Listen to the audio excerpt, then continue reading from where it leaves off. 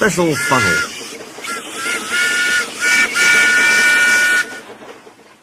Peter Sam's funnel had never been quite the same since his accident with the slate trucks. Now, as he puffed up and down the line, the winter wind tugged at it, trying to blow it away. "My funnel feels wobbly," he complained. "I wish the thing controller would hurry up with my new one. He says it will be something special." "You and your special funnel," said the other engines, and laughed. They were all fond of Peter Sam, but he talked so much about his special funnel that it had become quite a joke. The winter weather worried Mr. Hugh. Wind broke branches from trees, while rain turned hillside streams into torrents, which threatened to wash the line away. Mr. Hugh and the men patrolled the line every day with Rusty. They removed branches and cleared culverts so that the water could flow away. But one morning they found bad trouble. A fresh torrent had broken out, and Mr. Hugh had to stop all trains. "There's been a washout near the tunnel," he said. "The track bed is swept away." The men worked hard and repaired the damage in a week. While they worked, the weather changed. It became frosty and very cold. They finished just in time for market day, and Peter Sam took the morning train very carefully over the mended piece of line.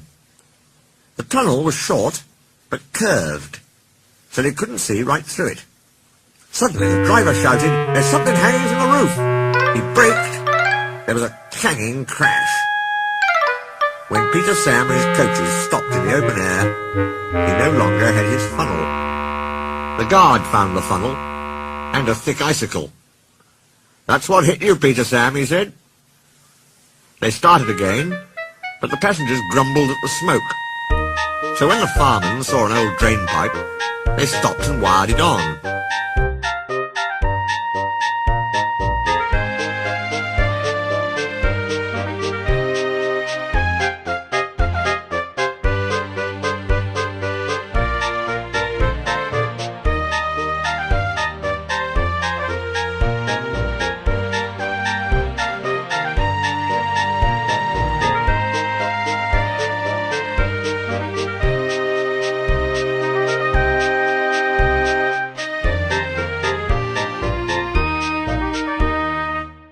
The engines laughed and laughed when Peter Sam came home. Sir Handel made up a rhyme. "Peter Sam said again and again, his new funnel will put ours to shame. He went into the tunnel and lost his old funnel. Now his famous new funnel's a drain. Ha!" They teased Peter Sam dreadfully, but his new funnel arrived quite soon. "Oh dear," he said. "Someone squashed it." The thing controller laughed. It's a Giesel, the most up-to-date funnel there is. Listen, when you puff, you draw air through your fire to make it burn brightly. With your old funnel, puffing is hard work. It uses strength you need for pulling trains. Your new funnel has special pipes, which help the air come easily. Puffing will be easier, so you will have more strength for your work." "Yes, sir," said Peter Sam, doubtfully. At first, Peter Sam's special funnel was a great joke. Sir Handel and Duncan asked him why he'd sat on it, and then hooted with laughter. But when Peter Sam started work, it was a very different story. Even Sir Handel was impressed. "I can't understand it," he said. "Peter Sam never seems to work hard. He just says, and simply strolls away with any train he's given. He makes it look so easy." They don't laugh at Peter Sam's funnel now. They wish they had one like it.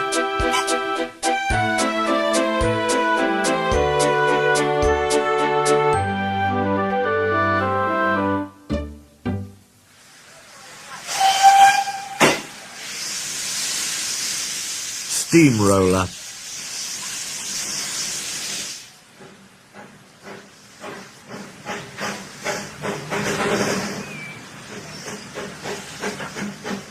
Sir Handel kept slipping between the rails, so they gave him new wheels with broad tyres.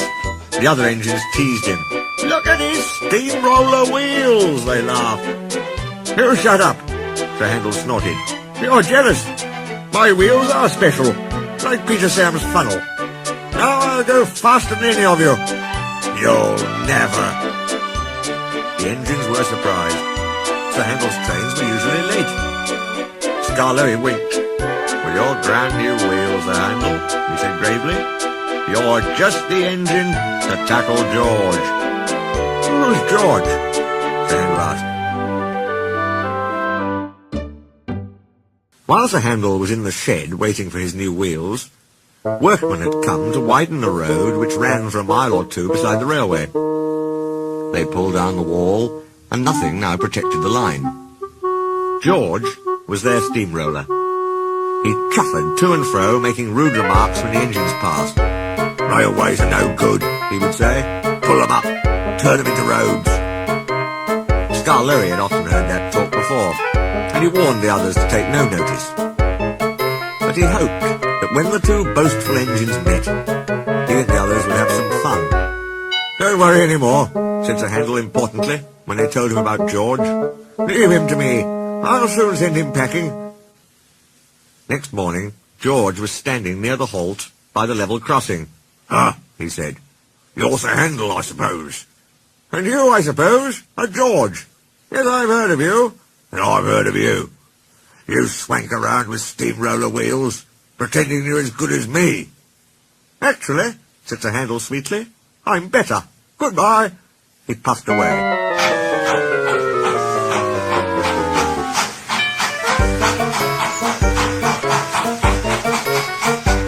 George chuffed, fuming.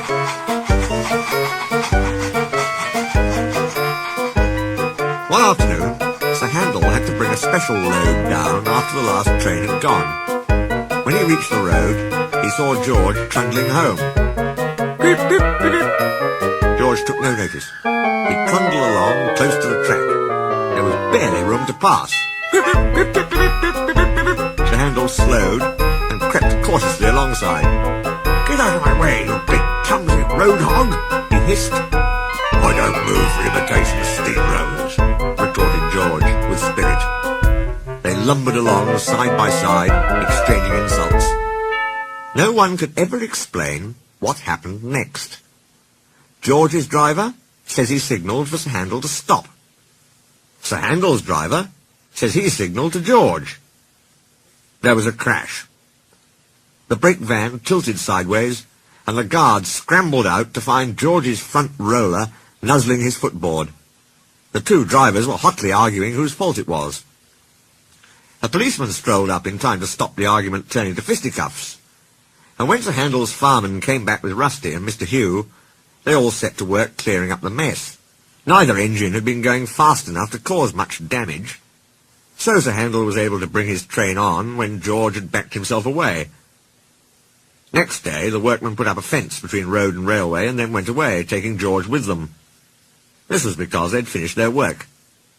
But Sir Handel thought he had made George go away. He was more conceited than ever, and talked everlastingly about steamrollers. Oh dear, whispered Scarloey one evening, he's worse than ever. I'm sorry my plan was no good. Never mind, said Rusty. We'll think of something else. But they had no need to do that, for some boys came and asked Mr. Hugh if they could look at the engines. Almost at once, one called out, Look, here's Sir Handel. He raced a steamroller last week. The roller nearly beat him, too. It was most exciting. Sir Handel never mentioned steamrollers now.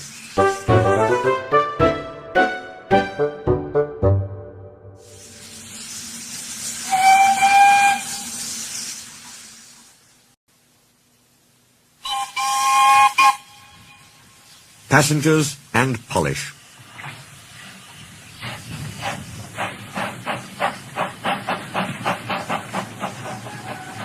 Nancy is a guard's daughter. She was working on Scarloey with some polish and a rag. Wake up, lazy bones, she said severely. Your brass is filthy. Aren't you ashamed? No, said Scarloey sleepily. You're just an old fusspot. Go away. She tickled his nose. Renius comes home tomorrow? Don't you want to look nice? Skarloey woke suddenly. What? Tomorrow? Yes, Daddy told me. I'm going now. Nancy, stop! Do I look really nice? Please polish me again. There's a good, kind girl. No, who's an old fusspot? Laughed Nancy. She gave him another rub, then climbed down. Aren't you going to polish me? Asked Duncan. Sorry, not today. I'm helping a refreshment lady this afternoon. We must get the ices and things ready for the passengers on Skarloey's 2 o'clock train. Never mind, Duncan. I'll give you a good polish tomorrow. But Duncan did mind. It isn't fair, he complained. Peter Sam gets a special funnel. Sir Handles special wheels. Passengers get ices. And I'm never even polished.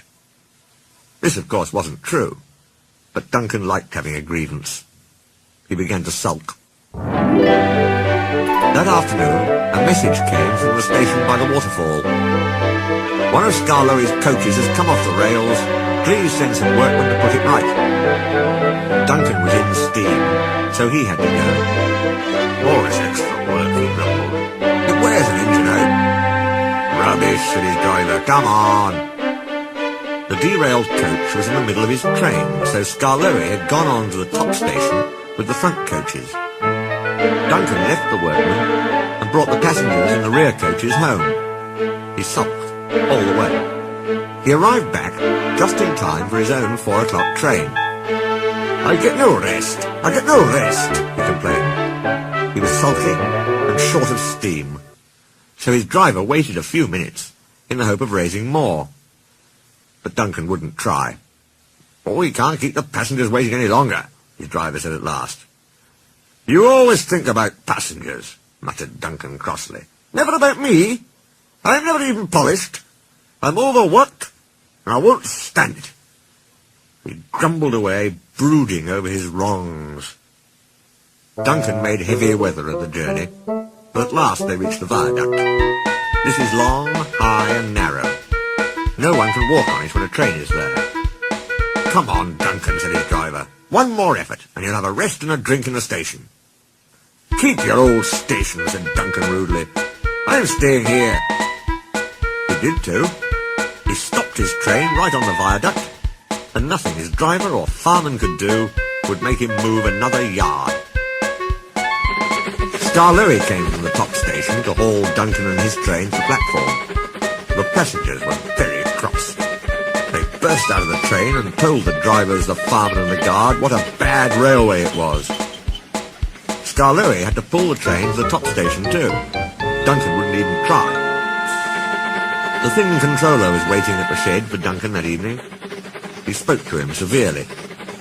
But Duncan still stayed sulky. He muttered to himself, no polish, no passengers, in an obstinate sort of voice.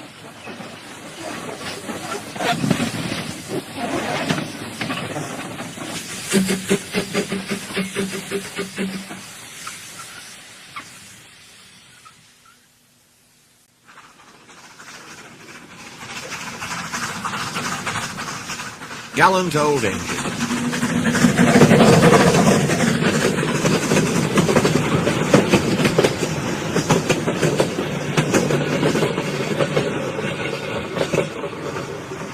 I'm ashamed of you, Duncan, said Skarloey. You should think of your passengers. Passengers are just nuisances. They're always complaining. Skarloey was shocked. That's no way to talk, he said. Passengers are our coal and water.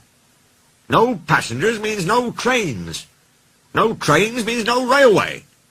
Then we'd be on the scrap heap, my engine, and don't you forget it. Thank goodness Renius is coming home. Perhaps he'll teach you sense before it's too late. What has Renius got to do with it? Renius saved our railway, said Skarloey. Please tell us about it, begged Peter Sam. The year before you came, said the old engine, things were very bad. We were on our last wheels. Mr. Hugh was driver and fireman, while the thin controller was guard. He did everything else too, and helped Mr. Hugh mend us in the shed. We expect 2 fresh engines next year, they told us, but we must keep the trains going now. If we don't, our railway will close." "How awful," said Peter Sam in sympathy. I tried hard, though I couldn't do much.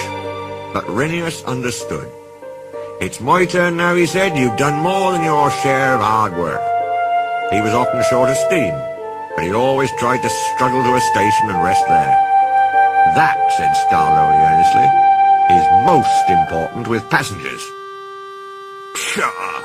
exclaimed Duncan. "Passengers," Scarlowy continued, "don't mind stopping at stations. They can get out and walk about. That's what stations are for. But they get very cross if we stop at wrong places, like viaducts.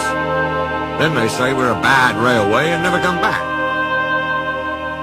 "I remember Renius stopping in a wrong place once," said Scarlowy. "He couldn't help it, but he made up for it afterwards." That afternoon he had damp rails and a full train. There were passengers even in Beatrice, the guard's van. His wheels slipped dreadfully on the steep bit after the first station, but they gripped at last. The worst's over, he thought. Now we're away. Come along, he sang to the coaches. "Come along, oh, I've got cramp," he groaned. He stopped, unable to move, on the loneliest part of the line. The thin controller and Mr. Hugh examined him carefully. The passengers watched and waited. Renius eyed them anxiously. They looked cross. At last the thin controller stood up. "Your valve gear on one side had jammed," he said. "We've unfastened the rods and tied them up. Now, Renius," he went on, "we need to reach the next station. Can you pull us there on one cylinder?" "I'll try, sir, but the next station isn't the right station. Will the passengers be cross?" "Don't worry," smiled the thin controller. "They know we can't reach the top station today." The thin controller sanded the rails. Passengers from Beatrice pushed behind. Mr. Hugh gently eased out the regulator. The train jerked and began to move. "I'll do it! I'll do it!" Everyone cheered, but Renius heard nothing. "The thin controller's relying on me. If I fail, the railway will close. It mustn't, I'll get there or burst." Everything blurred.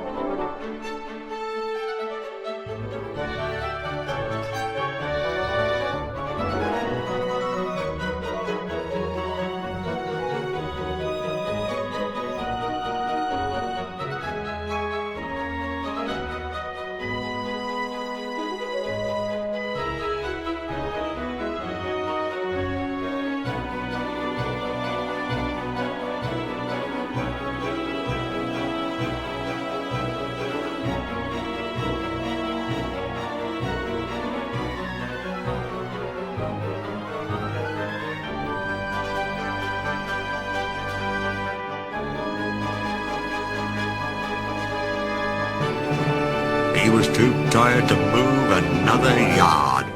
But he did, and another, and another, and another, till I got there at last, he sighed with relief. "It's proud of you I am indeed," said Mr. Hugh. All Renius remembered about the journey down was having to go on going on. At the big station, the passengers thanked him. "We expected a long walk," they said, "but you brought us home. We'll come again and bring our friends." "You're a gallant little engine," said the thin controller. "When you're rested, we'll mend you ready for tomorrow." Was Renias always ready for tomorrow? Always, smiled Skarloey. Whatever happened, Renias always pulled his trains. It was Duncan who broke the silence. Thank you for telling us about Renias, he said. I was wrong. Passengers are important after all. All the little engines were at the wharf on the day that Renias came home. Some of the Fat Controller's engines were there too. Edward pushed Renias's truck to the siding, and Skarloey pulled him neatly to his own rails. This was the signal for a chorus of whistles from engines large and small. You never heard such a noise in all your life. The owner, Renias, and other important people made speeches. The band played, and everyone was very happy. But Renias was happiest of all in his own place that night, next to his friend Skarloey. Oh, this helps a little engine to feel, he said, that at last he has really come home.